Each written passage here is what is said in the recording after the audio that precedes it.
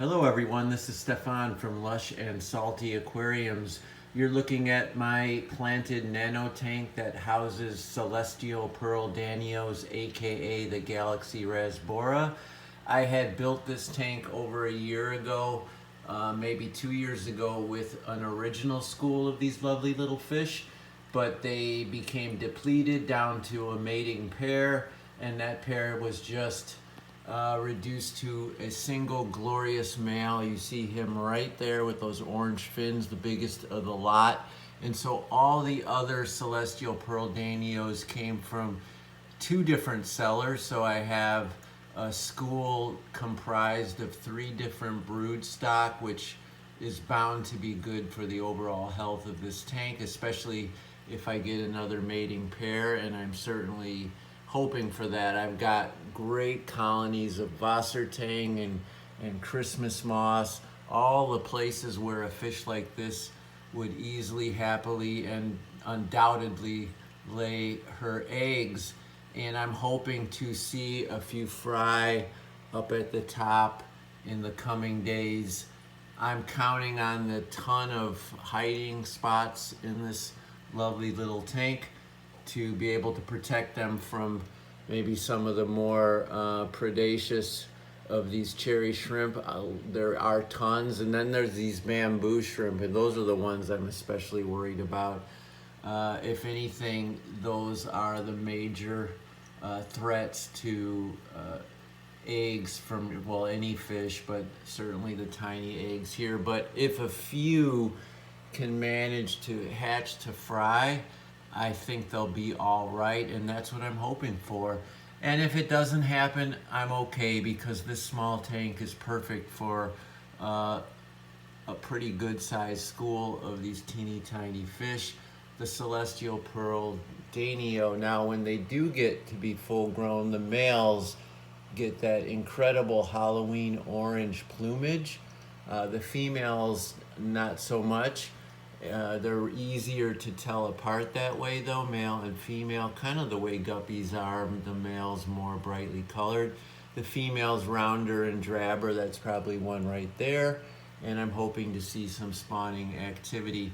I will not separate a spawning pair. I'm just not going to go there and do that. I already have too many tanks to be playing that game anyway. I'm just hoping for a few natural survival of the fittest in this tank. Obviously, the school of cherry shrimp is tremendous and robust. I've had a lot of luck in a lot of tanks with that Neocardinia fish, or excuse me, shrimp, the cherry shrimp. And the 2 bigger brown ones are a mono shrimp, great for eating algae. I have minimal algae in this tank. I don't really have to clean the glass that vociferously. The creatures inside this fish tank do a great job.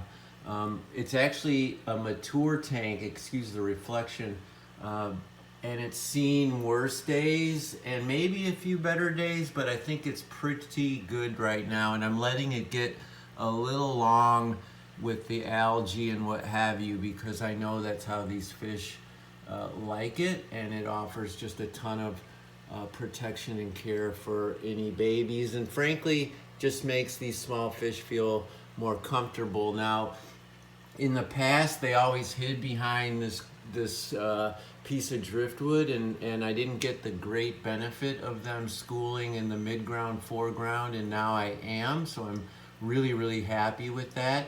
Just for the record, I'm running a little zoo filter, a little hang on the back there. You see some floss up top. There's biomedia and a little bit of carbon in there. And I've got a cheapo kind of clip-on nano light, but it's doing all that I need it to do for these easy plants, and it's not too much light for the more delicate, expensive Anubias petite. That's this great cluster that you see here with absolutely no blackbeard algae or any kind of filamentous algae, and obviously the shrimps have a lot to say about that, but frankly so does the right lighting and water parameters, and that is all being maintained here at a pretty high level I'm guessing just based on what it looks like that we're in super good shape. So, what do you think about this tank?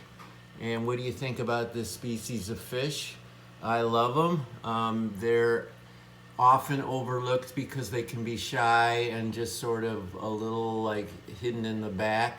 But when you get them behaving like this, happy and jousting and spawning, it's really a sight to behold. And they're lovely nano fish for tanks as small as, you know, even under 5 gallons, frankly.